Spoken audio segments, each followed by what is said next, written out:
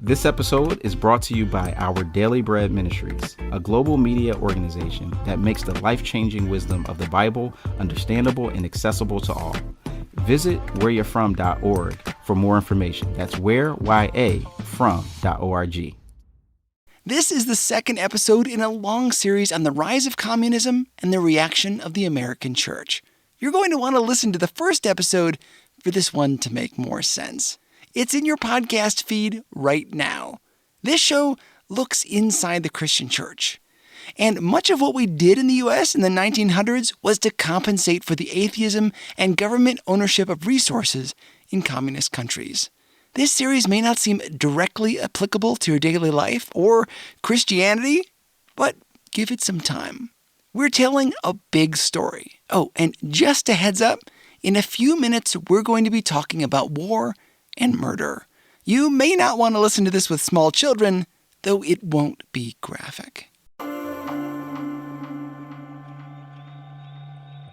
It was the early 1900s, the Industrial Revolution, where new things were being invented all the time. People streamed to cities from the countryside, leaving the farm labor of early generations, seeking a better life. But factories were dangerous places. There were no laws about safety, or about how many hours a person could work, or how old they had to be before they started working there. People were treated like they were disposable. If they got hurt, they weren't your problem as the business owner. It was up to families to carry the burden of the sick or wounded. There just wasn't much of a social safety net to catch people when they fell. Even for the healthy and the young, it could be difficult. There was no minimum wage in the U.S. until 1938.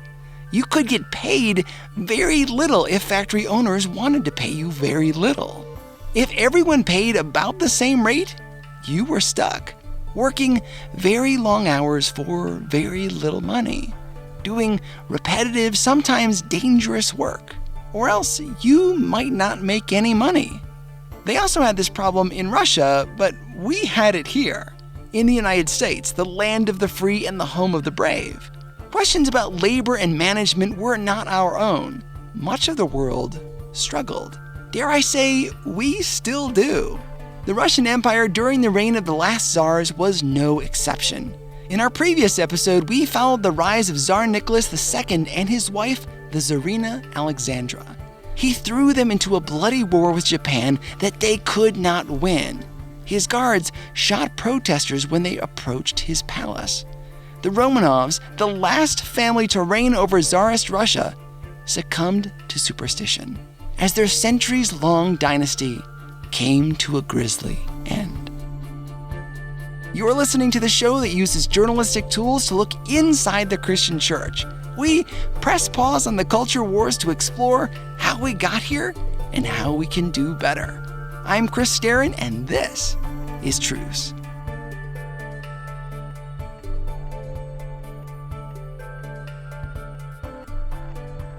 We ended our previous episode just after we sat down for dinner. We were talking about the Romanovs, so we did the only logical thing. We made stroganoff. You know, Romanov stroganoff. I was joined by my friends Nick and Mark.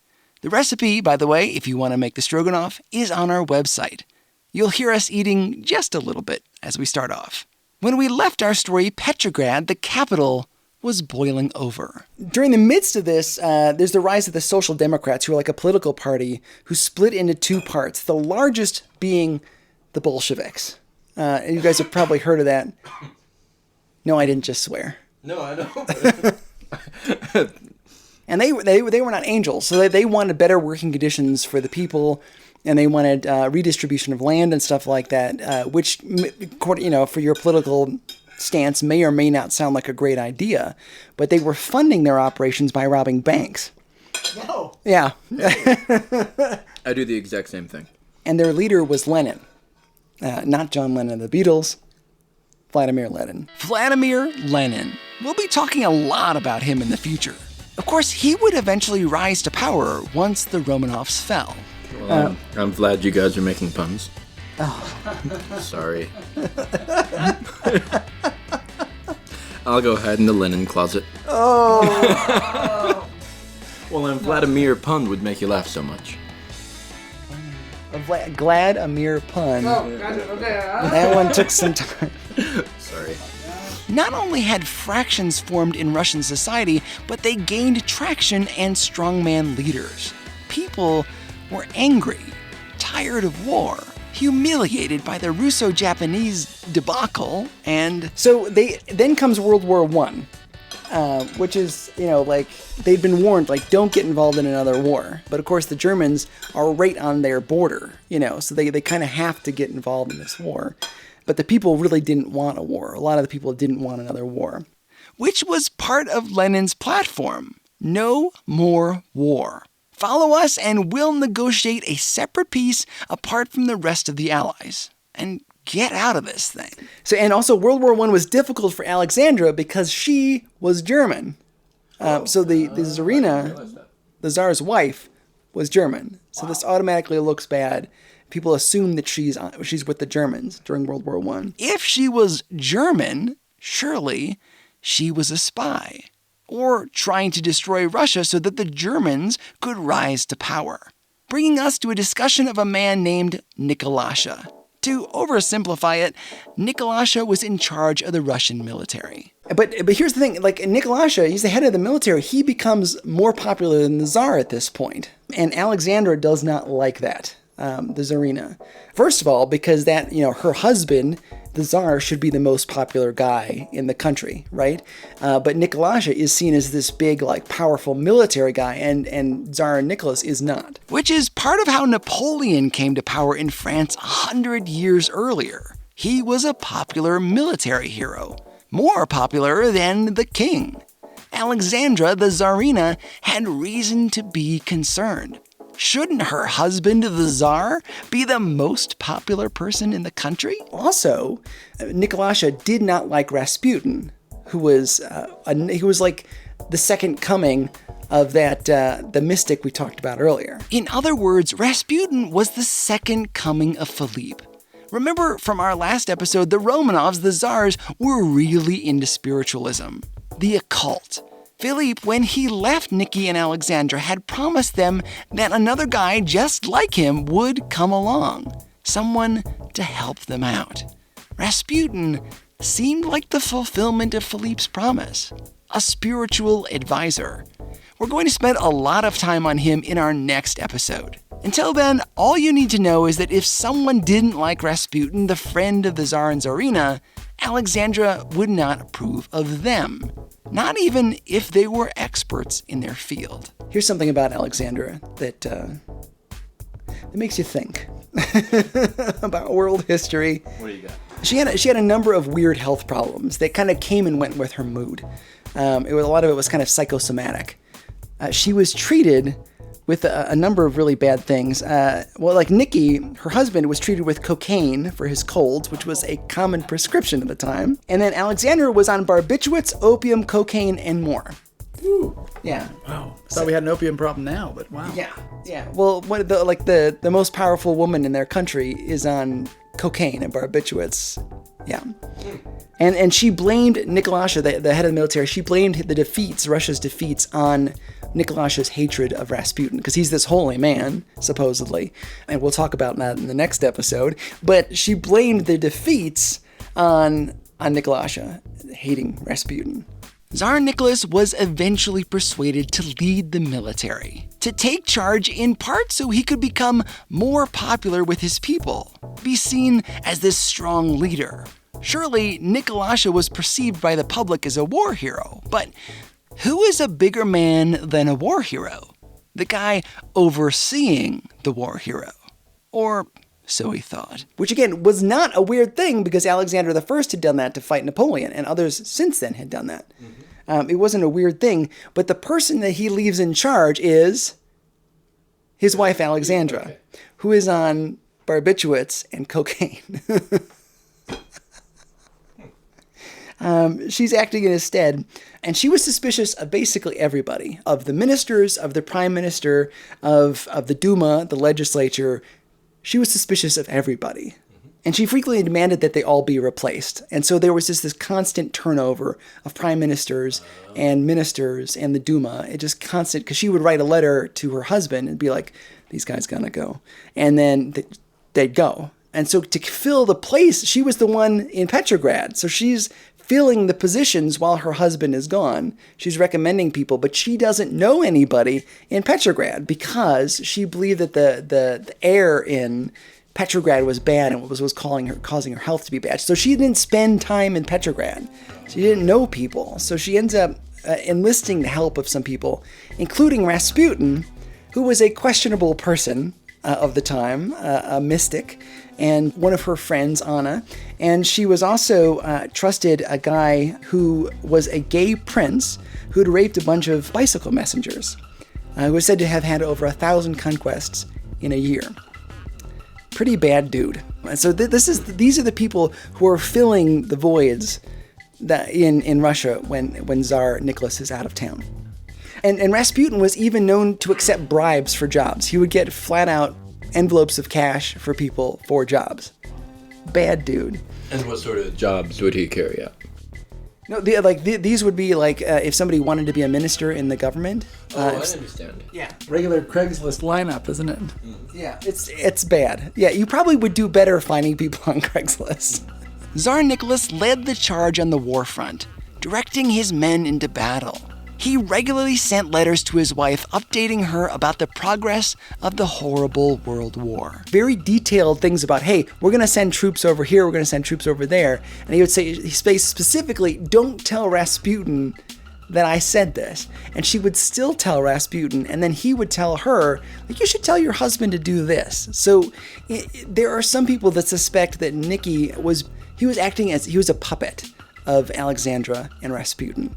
That maybe Rasputin was the guy behind the scenes, which is hard to prove. Printing presses had a heyday selling pornographic pamphlets featuring Rasputin and Alexandra as characters, alleging that they were quite a lot more than friends. People are suspecting that while Nicky's away, bad things are happening.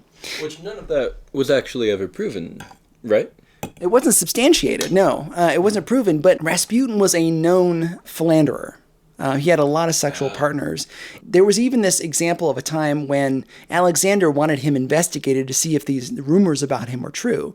So she sends a bunch of people out to them, and they're on a train, and Rasputin ends up accosting a woman in her bed on the train and groping her until she gets free of him.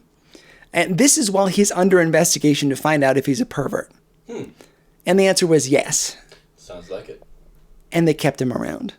So this is really, really bad. Under the sun there, huh? We see some of that still. Yeah. Right about here is when Rasputin was murdered. We'll talk about that in our next episode. Again, a lot of people with ties to the government were being killed. He was this powerful symbol of what was wrong with Russia. Then comes February 23rd, 1917. Which was International Women's Day, so that was already kind of cool. I didn't know that was a thing so long ago, 1917. But female textile workers went on strike and started demonstrating. The next day, on the 24th, poor people stormed the bread shops and stole bread. And then on the 25th, virtually every factory shut down. And people started marching. 200,000 people took to the streets in Petrograd. Kind of like an unbelievable number of people.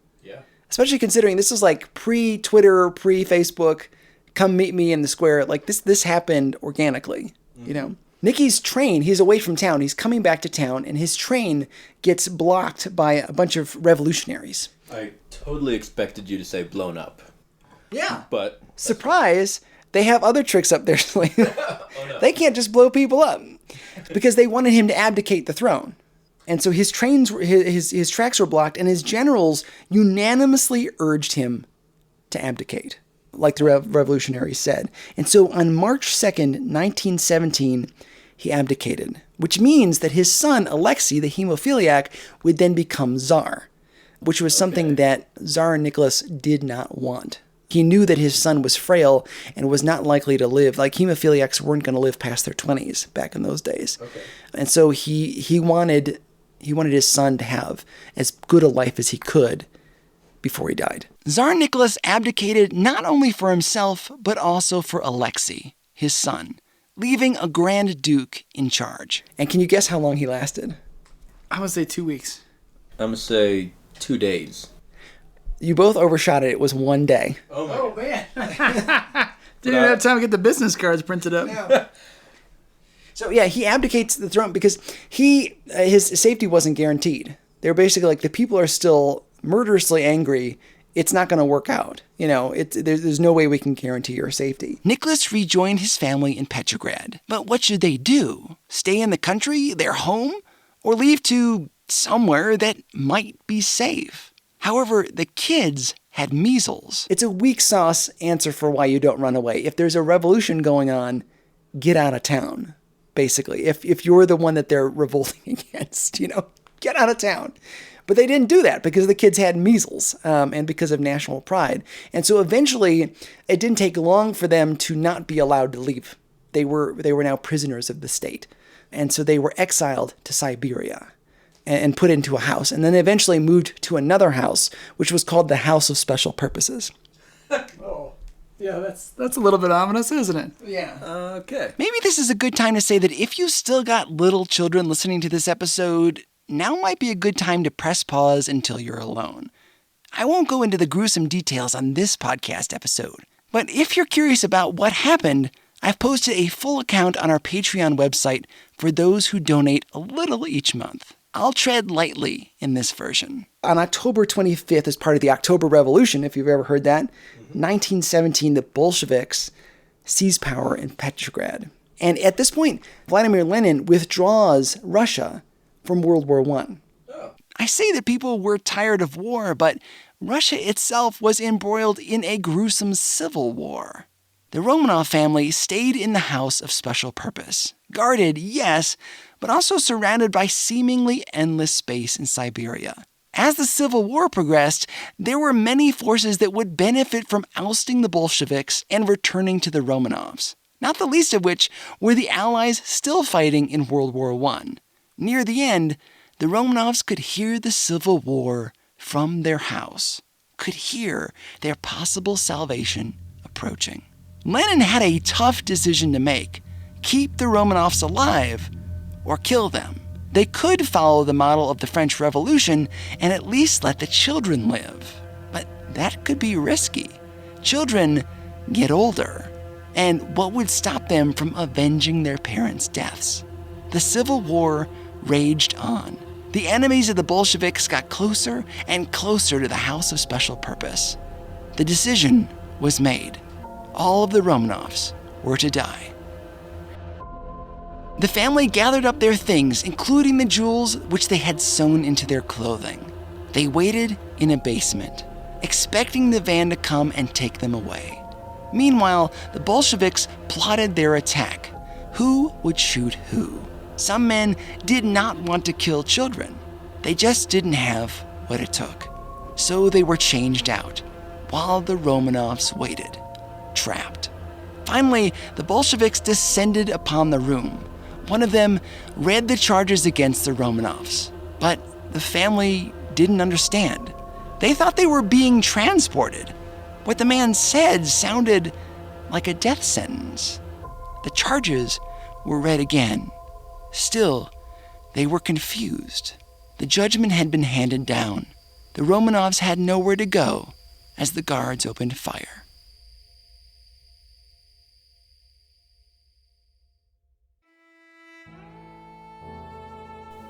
Truly, world history has been shaped by these events, by what Russia and the USSR would become after the Romanovs. The fall of the czars is one of those linchpin moments in history where the entire course of world events takes a sharp turn. This is, of course, a podcast about the Christian church. It's no accident that we're covering this material. The modern church, as we know it today, is what it is because of Russia and the USSR. As the season continues, we'll see the ways in which the American church shape-shifted to combat communism and its atheistic revolution. While they moved to atheism, we moved towards Christianity. While they went towards collectivism, we embraced capitalism, for better or for worse.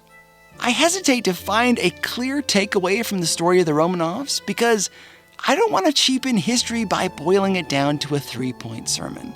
This is just the beginning of a much larger story, one marked with revolution, war, humanity, and the rise of a Christian political movement. I hope you'll join us as we continue to examine this crucial part of what makes us, us.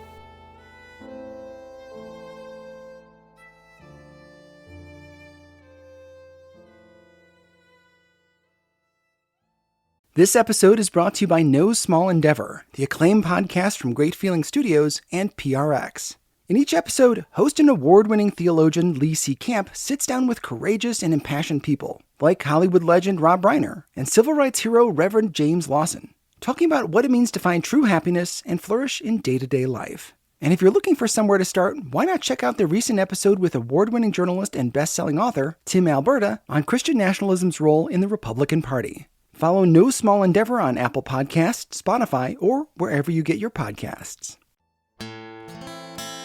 Special thanks to Nick Starin and Mark Shaver for their help with the stroganoff. They are great friends for letting me do this. And remember, the recipe for our dairy-free stroganoff is available on our website at trucepodcast.com. Truce is a listener-supported show. Yes, we've got ads now, but those are not quite enough to keep the lights on. If you'd like to be a part of this unique thing we're doing here, donate at patreon.com or on PayPal. If you become a patron, you'll be able to listen to a more detailed retelling of the last few moments of the Romanovs. That's at patreon.com/trucepodcast. You can find my novel, Cradle Robber, on your favorite ebook platform, and my movies Bringing Up Bobby and Between the Walls on Amazon Prime. Some of the books we use for research include A Well-Ordered Thing by Michael B. Gordon and The Romanovs by Simon Sebag Montefiore. We'll continue this series in our next episode. Subscribe so you'll get every new episode as it's released. Thanks for listening. I'm Chris Starin, and this is Truce. Now here's a question. We're eating stroganoff and talking about the Russians. Do you think this is actually a Russian dish? I'm going to say it's like Slovenian. Slovenia? Like something like that. I would actually guess it's probably Italian? It is Russian in that it was created by a French chef in a Russian cooking competition. Wow. And so French chef Philippe. No, it wasn't. Okay. He seems to do everything else. Right.